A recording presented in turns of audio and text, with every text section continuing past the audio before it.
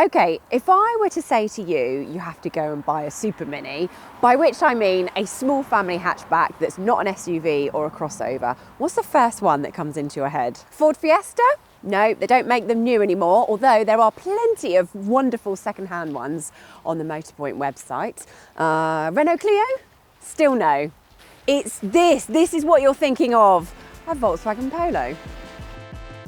We've been buying Polos for 5 decades now, and in that time Volkswagen has made almost 18 million of them, and in 2024 it was in the top 10 selling cars in the UK. Okay, it came in at number 10, but that still is top 10, and it was the number 1 selling Super Mini, which means a lot of you are missing out on this, the Hyundai i20. But are the British public right to be favouring the Polo over this, or are we missing a trick?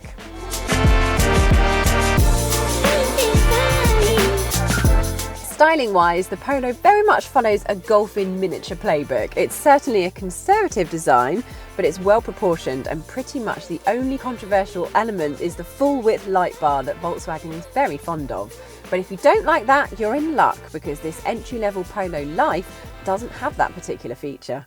The i20 is more dramatically styled, although it's slightly more restrained than some of Hyundai's other models, such as the electric Ioniq 5 and the large Santa Fe SUV. I think it looks quite tidy though, and it definitely stands out from the crowd a little more than the Volkswagen. Now, both of these cars are entry-level models, but you wouldn't really feel it, at least from the interior of the Volkswagen Polo Life. This one is called. I always like to straighten steering wheels. It's got a really big in-car feel in here. It's got a solid, sensible slab of dashboard, a large infotainment screen, and even a digital driver's display. We've got big car levels of equipment too, with a multifunction steering wheel, wireless Apple CarPlay and Android Auto, LED headlights and adaptive cruise control. What you don't get is built-in sat-nav, and while there is air conditioning, it's the more basic type instead of climate control. However, these dials here make it really easy to operate compared with the swipe controls that you get on the higher end Polos, so perhaps that's actually a good thing. What is a little bit surprising is finding a 5-speed gearbox in here. It does only go up to the number 5, which is a little bit unusual, although I'm sure Volkswagen has thought about the ratios. The i20, on the other hand, has a much more flexible 6-speed manual gearbox. So in the Polo, despite Volkswagen probably having thought of the ratios, we would stick to the dual clutch automatic, which, as it happens, is also what you get in this Hyundai i20. It is an automatic. And what else do you get? Well, we're in the base model, just like we were in the Polo, and it used to be called the SE Connect, but it is now called the Advance, and it has been since 2023. And just as with the Polo, we've got a full-on digital dashboard and a central infotainment screen here. On higher spec models, this screen is bigger. However, it means that you lose these shortcut buttons, which are quite useful. And as for air conditioning settings, they are the physical dials, just like they are in the Polo, so they are easy to use. In terms of equipment, this i20 is slightly better spec'd than the Polo. Like the Volkswagen, it has cruise control and smartphone connectivity, but it also has parking sensors and a reversing camera, neither of which is available on base level Polos. The interior design in here is a little more quirky. However, the Volkswagen's is more premium at eye level. There are quite a few bits of hard scratchy plastic dotted around the cabin in here, which does cheapen it slightly compared with the Volkswagen.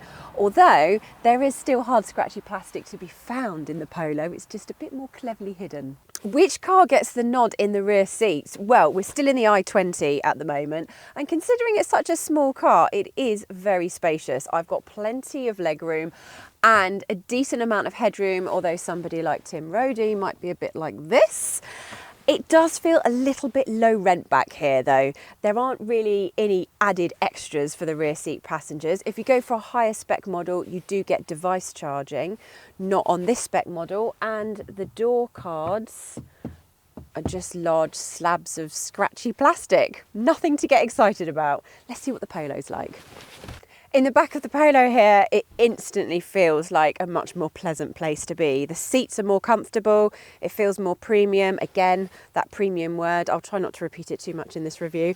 And there are device charging sockets, even map pockets where you could also perhaps put your colouring in books or your pens and pencils, something like that. Big door bin pockets here for your water bottles, and a little bit more headroom than in the i20 and plenty of leg room. In fact, Tim Rodey at 6'3" reckons that he could sit in front of another Tim Rodey in his driving position. It's impressive. As for boot space, well, the Polo is impressively large, even bigger savings, don't need that. We do actually, we always need bigger savings and very large umbrellas for this British weather. Anyway, 351 litres, and if you raise up this boot floor, which I'm not going to do one-handed because it really won't look very smooth, maybe my assistant can also take my umbrella. And once we've put it up here, there is virtually a flat loading lip, but obviously a slightly smaller boot. Let's go and check out the i20. It is very, very similar. It beats it by 1 litre. It has 352 litres of space and another large umbrella, which I will give to my assistant. He didn't catch that one. There's no adjustable boot floor and there is quite a large load lip. And there are 2 points to note here. If you go for the mild hybrid, it has a 48-volt charging system and therefore the boot space is a little smaller. It has 262 litres of boot space. And the Skoda Fabia blows both of these two out the water because it has 380 litres of boot space. Wow, okay, so it is a close call then when it comes to practicality, but what are they like on the road?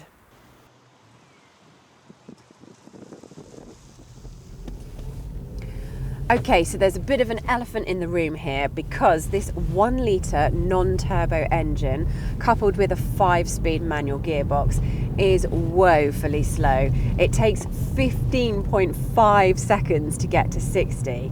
That is enough time to make a cup of tea, right? What do you think? Anyway, for this review, we are stuck with it because we are comparing base models, but if you can stretch to the 95 or the 110 horsepower turbo engines, then we definitely recommend you do that. Apart from that wheezy engine, the Polo feels incredibly grown up on the road. It's rock solid at motorway speeds once you get to them, and the ride is firm but well controlled. It's also going to give you decent fuel economy at an official 48.7 miles per gallon. If you want a bit of fun though, well, this Polo won't really deliver. It's not that the Polo is a poor handling car, far from it. It's just, it won't make you smile on quiet country roads like the best cars do. And perhaps surprisingly, that smile factor is something the i20 manages with ease. A slight criticism is that the steering is a little heavy on the slow side. That said, overall the car feels agile and light on its feet or wheels, something that the Polo just never quite manages. Of course, some of that is to do with the engine. The most humble engine available in an i20 is a 100 horsepower, 1 litre turbo, and it delivers a lot more punch than the non-turbo Polo can muster. It is slightly restricted in this car with the 7-speed automatic gearbox because it adjusts the 0 to 60 time by a full second. It's 11.4 seconds in this car and 10.4 seconds in the manual. And the manual has a really slick gear change, so overall that's probably the more satisfying choice.